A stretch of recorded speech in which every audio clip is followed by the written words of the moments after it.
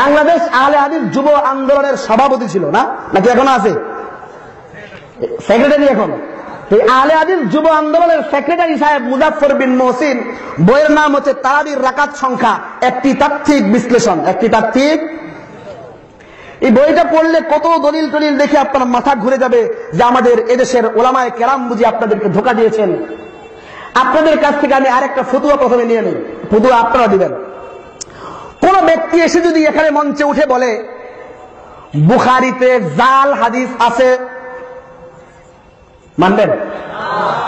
তাকে সত্যবাদী মানবেন না মিথ্যাবাদী মানবেন? আল্লাহ বলেছেন ইয়া আইয়ুহাল্লাযীনা আমানুত্তাকুল্লাহ, তোমরা আল্লাহকে ভয় পাও ও মুমিন মুসলমানেরা, ওয়া কুনু মা'আস সাদিকিন, তোমরা সত্যবাদীদের সঙ্গী হও, ওয়া কুনু মা'আল কাযযাবিন, মিথ্যুকদের সঙ্গী হও। একথা আল্লাহ বলেছেন? জালিয়াতের সঙ্গী হতে বলেছেন? প্রতারকদের সঙ্গী হতে বলেছেন? ধোঁকাবাজদের সঙ্গী হতে বলেছেন? বুখারীর হাদিসকে যে জাল বানায় তার সঙ্গী হতে বলেছেন? সবাই পিছন থেকেও বলতে হবে, যে ব্যক্তি বুখারীর হাদিসকে জাল বলবে, বুখারীর রাবীদেরকে মিথ্যুক বলবে, বুখারীর রাবীদেরকে কাযযাব বলবে, বুখারীর রাবীদেরকে শিয়া বলবে, সেই সকল বাটপারদের মিছিলে কে কে শামিল হতে চান একটু হাত উঠে দেখান। কেউ আছেন? ওই সকল ধোঁকাবাজ শায়েখদের সাথে কেউ থাকবেন? যদি কোন শায়েখ বুখারীর রাবীকে মিথ্যুক বলে, সে সত্যবাদী হবে না মিথ্যুক? বুখারীর হাদিসকে কেউ যদি জাল বানায়, ওই ব্যক্তি সত্যবাদী না বাটপার? আপনারা কি বাটপারের সঙ্গী হবেন না সত্যবাদীদের সঙ্গী হবেন? কার সঙ্গী হবেন? তাদের ওয়াকুনু মা'আস সাদিকিন, সত্যবাদীদের সঙ্গী হয়ে যাও। তো এই বইয়ের নাম বলছিলাম তারাবির রাকাত সংখ্যা। বিস্তারিত আলোচনা করার সুযোগ নাই। এই পৃষ্ঠার ছত্রে ছত্রে এরকম অসংখ্য জালিয়াতি আর মিথ্যার নজির এই মুজাফফর বিন মহসিন করেছে, যা আপনারা আমাদের মতো সাধারণ মানুষদের, আপনাদের মতো সাধারণ মানুষদের কল্পনাও আসতে পারে।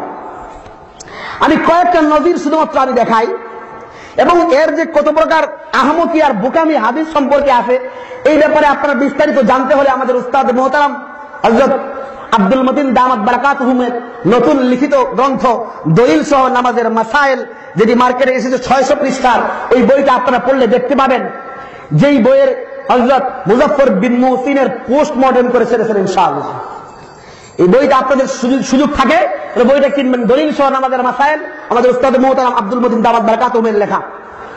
তা আমি কয়েকটা বিষয় দেখাই। আপনারা আগেই স্বীকার করেছেন, কোন ব্যক্তি যদি বুখারীর হাদিসকে মিথ্যুক বলে, সে সত্যবাদী না মিথ্যুক? এরকম জালিয়াত শায়েখদের আপনারা সঙ্গী হবেন না, তাদেরকে বয়কট করবেন? করবেন তো? আচ্ছা, আমি আপনাকে দেখাই। এই বইয়ের মুজাফফর বিন মহসিন সাহেব 41 নম্বর পৃষ্ঠা। কত নম্বর পৃষ্ঠা? বইটার লেখক কি আমরা না মুজাফফর বিন মহসিন? নাম যেন কি লিখছে 41 নম্বর পৃষ্ঠা। নাফে ইবনু ওমর বলেন, ইবনু আবি মুলাইকা রমজান মাসে আমাদের সাথে 20 রাকাত সালাত আদায় করতেন। তাহলে এই হাদিসটা কয় রাকাতের পক্ষে হাদিস হলো? ইন্না লিল্লাহ, 20 রাকাতের পক্ষে হাদিস এসে গেছে। এখন এই হাদিসকে কি বানাইতে হবে? জাল বানাইতে হবে না? হ্যাঁ, বই লিখছে জাল হাদিসের কবলে রাসূলুল্লাহর নামাজ, মুজাফফর বিন মহসিন। আসলে জাল হাদিসের কবলে না, এই কপাল পোড়া মুজাফফর বিন মহসিনের কবলে আমার নবীর নামাজ পড়ে গেছে। নবীর নামাজকে এই মুজাফফর বিন মহসিন যেইভাবে ইচ্ছা সেইভাবে উপস্থাপন করে নাম দিছে আমাদের নামাজ নাকি জাল হাদিসের কবলে। আসলে জাল হাদিসের কবলে নবীজির নামাজ না, মুজাফফরের কবলে নবীজির নামাজ। কার কবলে? মুজাফফর বিন মহসিনের কবলে। তো সে হাদিস আনলো হচ্ছে 20 রাকাতের। এখন এই হাদিস তো এর পক্ষে হলো না বিপক্ষে হলো? পক্ষে। 20 রাকাতের হাদিস না, সুতরাং এই হাদিসে কি বানাইতে হইব? জাল বানাইতে হবে। এখন জাল বানাইতে গিয়ে ডানেও দেখা নাই বামেও দেখা নাই, দৌড় দিছে। দৌড় দিয়ে কি লেখে? তাহকিক বর্ণনাটি জাল, বর্ণনাটি। কারণ কি? এর সনদে ইবনু আবি মুলাইকা নামক একজন পরিত্যক্ত রাবী রয়েছেন। ইবনু আবি মুলাইকা নামক একজন পরিত্যক্ত রাবী। এরপরে কান্দে এরপরে লিখছে ইমাম বুখারী নাকি বলেছেন সে হাদিস জালকারী, সে হাদিস ইবনে আবি মুলাইকা কি গাড়ি? 41 নম্বর পৃষ্ঠা, মুজাফফর বিন মুহসিনের বই। আচ্ছা, তাহলে কি বোঝা গেল? ইবনে আবি মুলাইকা যদি কোন হাদিস বর্ণনা করে সেটা সত্য থাকবে না জাল হয়ে যাবে? জাল না। আচ্ছা, তাহলে চলেন আমরা একটু দেখি। এই যে আমার হাতে যে বুখারী শরীফটা দেখতে পাচ্ছেন, এই বুখারী শরীফটা কিন্তু আমরা লিখি নাই, এটা লিখেছেন কথিত আহলে হাদিস লা মাযহাবী শায়েখরা। তাওহীদ পাবলিকেশনসের বুখারী অনুবাদ করতে গিয়ে প্রথম নম্বর খণ্ডের শুরুতে ওরা লিখেছে যে এত বুখারী থাকতে নতুন বুখারীর অনুবাদ হলো কেন? এর কারণ লিখতে গিয়ে তারা লিখেছে যে ইতিপূর্বে অনুদিত বুখারী শরীফের অনুবাদের মাঝে মাযহাবী গোরামি প্রমাণ করার জন্য অসংখ্য জালিয়াতি আর মিথ্যার আশ্রয় নেওয়া হয়েছে। তো এই মিথ্যাচার থেকে বাঁচতে একদম সহিহ হাদিসের সহিহ অনুদিত বুখারী আপনাদের উপস্থাপন করার জন্য দেওয়ার জন্য আমরা সহিহুল বুখারীর তাওহীদ পাবলিকেশনস থেকে নতুন বই বের করলাম। তাহলে এই বইটা আমরা বের করেছি না তারা বের করেছে? তাওহীদ পাবলিকেশনসের বুখারী। তাওহীদ পাবলিকেশনসের বুখারীর 2 নম্বর খণ্ডের 22 নম্বর পৃষ্ঠা। আমাদের অনুদিত বুখারী না লা মাযহাবীদের? আচ্ছা, 22 নম্বর পৃষ্ঠায় মনে আছে তো ইবনে আবি মুলাইকাকে কি বলছে? পরিত্যক্ত, সে জাল হাদিস বর্ণনা করে। কি হাদিস বর্ণনা করে?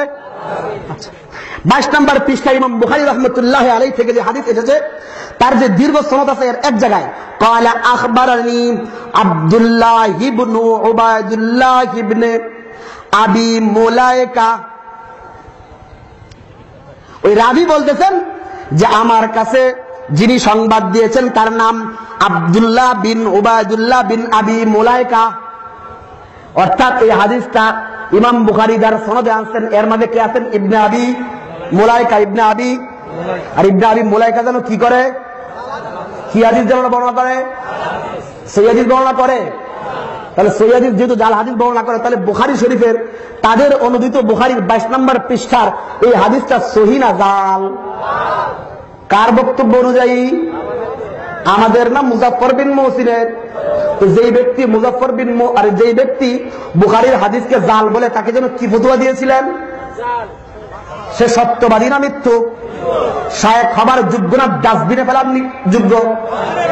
এদেরকে যারা শায়েখ বলে ওই সকল অর্বাচীন যুবকদের বলি তাকিয়ে দেখো, তোমাকে বই উপহার দিয়েছে হাদিসের নামে, আর তোমাকে সারাদিন বলে বগলের নিচে তাওহীদ পাবলিকেশনসের বুখারী নিয়ে সারা দেশে বুখারীর বুখার হয়ে ঘরে ঘরে ফিতনা সৃষ্টি করো, আর বুখারীর হাদিসকেই সে নিজেই নিজের মতের উল্টা হবার কারণে জাল বানিয়ে দিয়েছে।